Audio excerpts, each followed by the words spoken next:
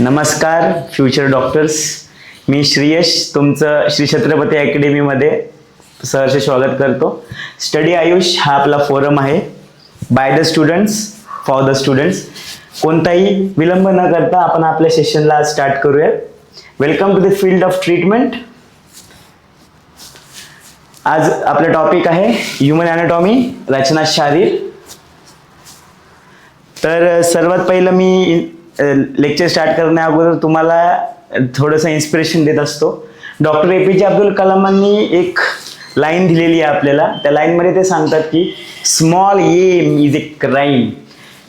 ध्येय मोठी ठेवा, स्वप्न मोठी ठेवा, छोटी स्वप्न हा गुन्हा आहे, हे आपल्याला डॉक्टर APJ अब्दुल कलामांनी सांगितलेलं आहे. तर आज आपण आयुर्वेदिक पार्ट थोडासा स्टार्ट करा. थोडंसं आयुर्वेदिककडं मी थोडंसं फोकस घेतलं होतं. थोडंसं एक छोटासा टॉपिक आज आपण इथे घेणार आहोत. त्या चॅप्टरचं नाव आहे शरीरोपकारमानीय शरीर.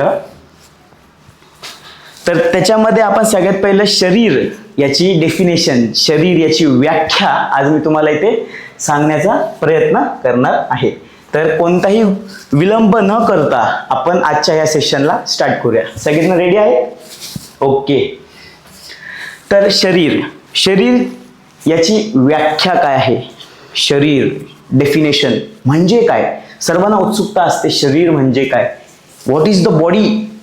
तर शरीर व्याख्या ही आयुर्वेदमध्ये शल्य विभागाचे पितामह, ज्यांना आपण फादर ऑफ सर्जरी असे म्हणतो, तेच म्हणजे आपले सुश्रुत, यांनी खूप छान अशी डेफिनेशन दिलेली आहे. बघा माझ्या मित्रांनो, दोष धातू मल मूल ही शरीरम. त्यांच्या सुश्रुत सूत्रस्थान 15वा अध्याय मध्ये 3रा श्लोक आहे. ते सांगतात की आपला जो देह आहे, आपले जे शरीर आहे, ते दोष, 3 दोष, वात पित्त कफ, सप्तधातू, मल, 3 प्रकारचे मल आहेत, पुरुष, स्वेद आणि मूत्र. या सर्वांच्या मुळांनी हे शरीर बनलेलं आहे. हे सर्व ह्या शरीराचे मूळ आहेत. मूळ मीन्स रूट्स आहेत. तर आता आपण बघूया, ही तर आपल्या सुश्रुतांनी दिलेली आहे, ही एक्सेप्टेड आहे. एकदम सुंदर अशी ही डेफिनेशन आहे, शाश्वत डेफिनेशन आहे. तर आज आपण बघूया, आपण ज्यांना father of Indian Ayurvedic medicines म्हणतो, चरकांनी काय दिलेली आहे? तत्र शरीर नाम चेतनाधिष्ठान भूतम पंचमहाभूत विकारा समुदायत्मक समयोगवाही. त्यांच्या चरक शाहीरस्थानमध्ये 6व्या अध्यायात त्यांचा 4था श्लोक आहे. ओके. त्यांनी सांगितले आहे शरीर म्हणजे काय, ज्याच्यामध्ये चेतना ही वसलेली आहे. द सीट फॉर चेतना अधिष्ठान आहे. अधिष्ठान म्हणजे सबस्ट्रॅन्टम. याला आपण अजून चांगले वाचतो सिंहासन असं म्हणू शकतो, ज्याच्यामध्ये चेतनाचा वास आहे, ज्याच्यामध्ये आत्म्याचा वास आहे. चेतना म्हणजे आत्मा, सोल, स्पिरिट ऑफ लाईफ.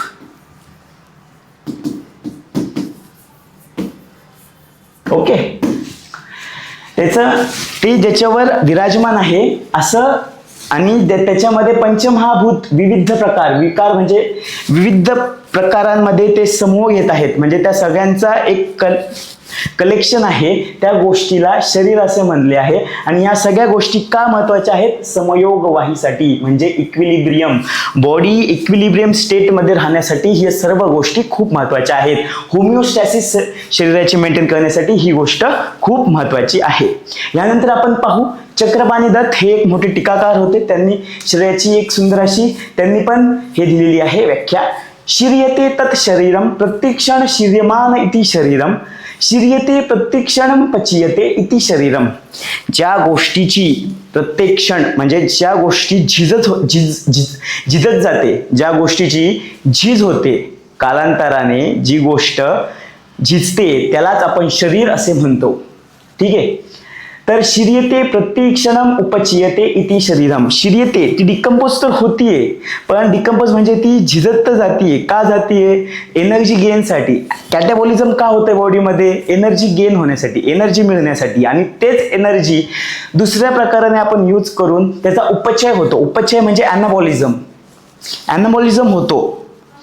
एकत्र येतात आणि परत तीच ऊर्जा यूज करून त्या सगळ्या गोष्टी ज्या ज्या देहामध्ये म्हणजे ज्या गोष्टीमध्ये ह्या सगळ्या प्रोसेस चालतात, मेटाबॉलिझम, त्यालाच आपण शरीरम असे म्हणतो. ही एका ग्रंथात लिहिलेले बृहच्छरीरम हा एक ग्रंथ आहे. तर आपण 11वी-12वी मध्ये बघत असतो की व्हॉट इज लिव्हिंगच्या त्या डेफिनेट कॅरेक्टरिस्टिक्स आहेत, नॉन डेफिनेट कॅरेक्टरिस्टिक्स आहेत, त्याच्यामध्ये पण हे सगळं आहे. कॉन्शियसनेस, तुमचं मेटाबॉलिझम, ह्या सगळ्या गोष्टी आहेत. ह्या सगळ्या गोष्टी आयुर्वेदामध्ये खूप अगोदर सांगितलेल्या आहेत. तर आता आपण पुढचा श्लोक बघूयात. शिर्यते अनेन इति शरीरम, म्हणजेच ज्या याच्यामध्ये डिकम्पोजिशन होत जातं ती गोष्ट झिजत जाते, त्यालाच आपण शरीर असे म्हणतो. ठीक आहे. शिर्यते हीन अस्ति आत्मनाम इति शरीरम, आपलं ह्युमन बॉडी जे शरीर आहे ते निरंतर काळ तुटत फुटत जातो. त्या गोष्टीचा वियर अँड टियर होत राहतो, त्या गोष्टीला शरीर म्हणले आहे. आणि ह्याच वियर अँड टियर झालेल्या बॉडीला पोषण देऊन, न्यूट्रिशन देऊन पुन्हा संतुलित करण्यात येते. त्या सगळ्या गोष्टी ही सगळी गोष्ट जिच्यामध्ये होते त्याला शरीर ही अशी संज्ञा दिलेली आहे. संज्ञा म्हणजे काय? संज्ञा म्हणजे काय लक्षात घ्या. संज्ञा म्हणजे आपण लहानपणापासून शिकत आलो. What is a noun?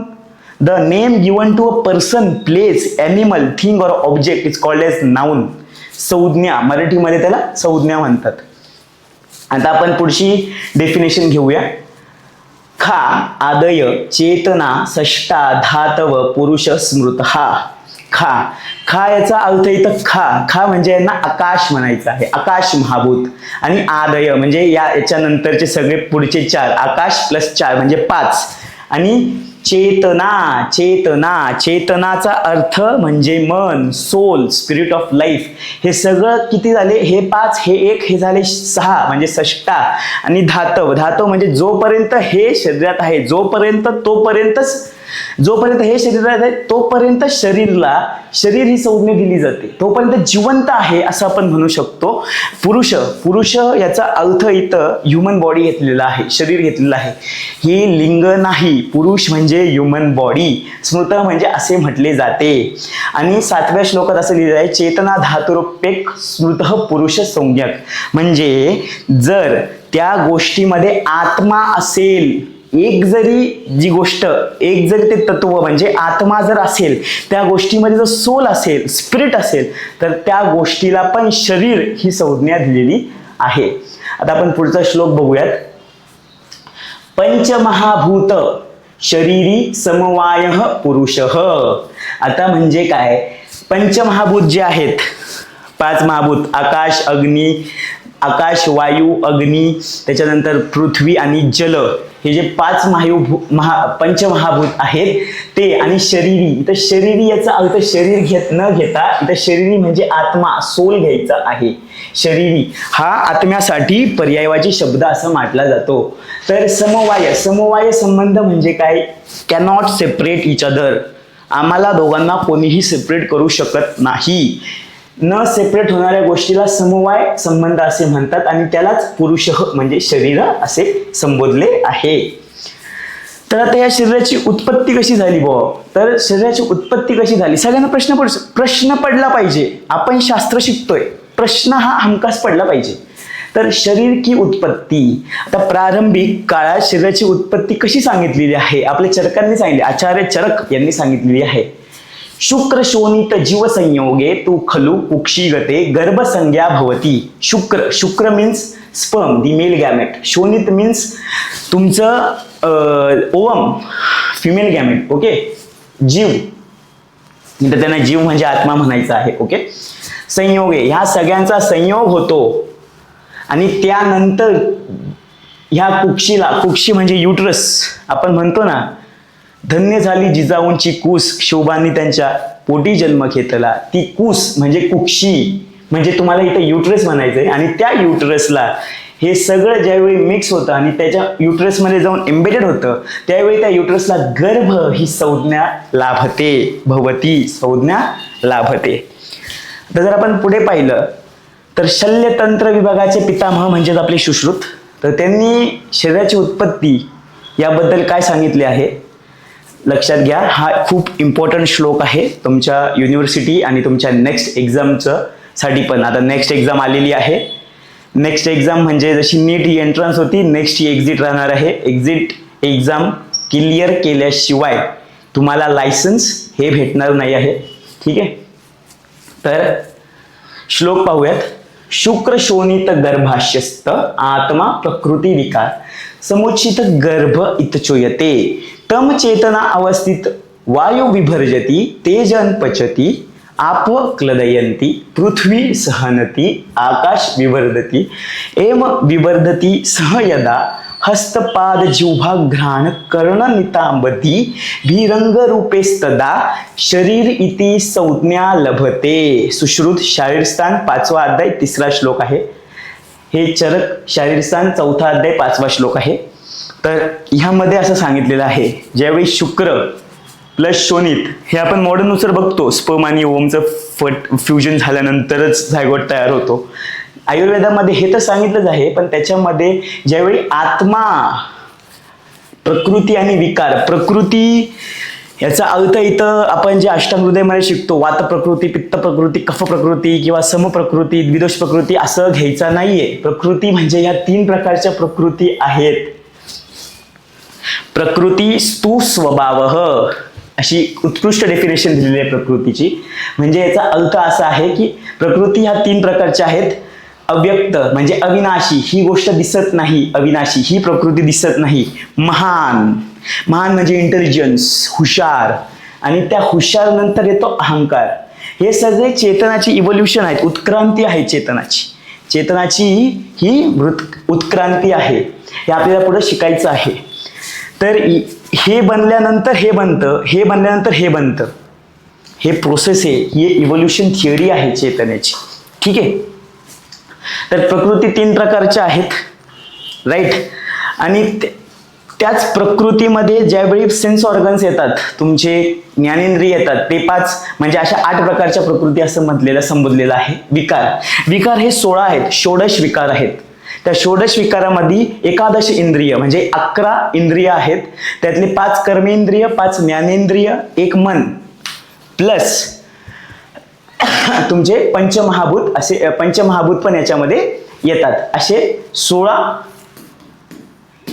षोडश विकार आहेत आणि प्रकृती 8 आहेत. ओके, तर अशा चेतनावस्थित शरीरामध्ये, अशा चेतना अवस्थित ज्या गोष्टीमध्ये ती गोष्टीला वायू विभर्जते, वायू त्याची विभाजन करतं. त्याचं आपण म्हणतो ना, सेल्स डिवाइड होतात झायगोटमध्ये, तुमचं मोरुला ग्रॅस्ट्युलेशन, ब्लास्ट्युलेशन होत राहतं. त्या गोष्टीला आपण विभाजन करणे, सेगमेंट करणे, डिवायडेशन करणे, तिथं ते होतं. त्याला ती कोणतं महाभूत करतं? वायू महाभूत करतं.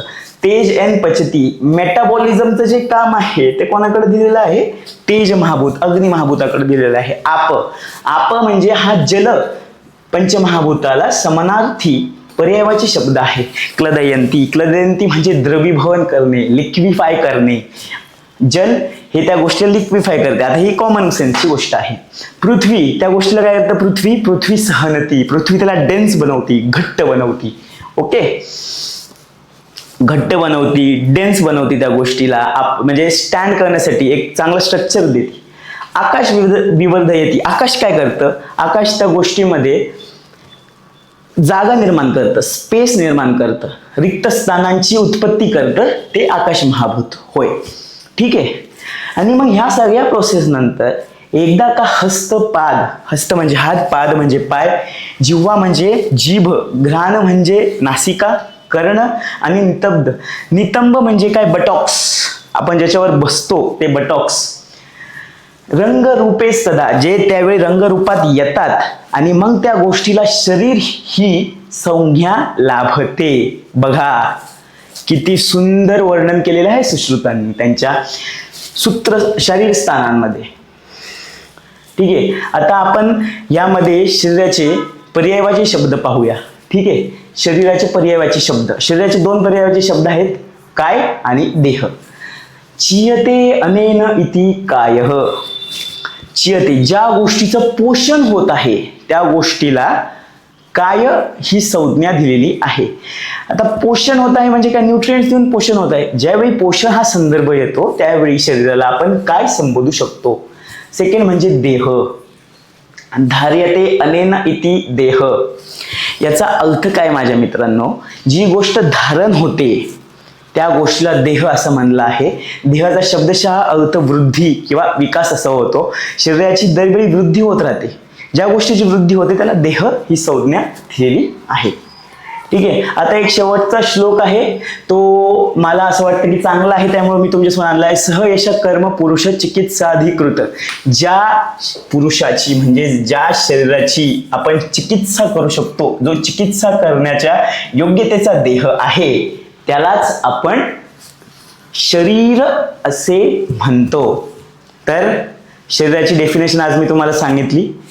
आता यानंतरचा टॉपिक शारीरिक डेफिनेशन असणार आहे, तो आपण पुढच्या लेक्चरमध्ये कंटिन्यू करू. तोपर्यंत अभ्यास करत राहा, डाऊट्स घेत राहा, डाऊट्स निर्माण करा. सगळ्या गोष्टी तुम्हाला माहीत असल्या पाहिजेत.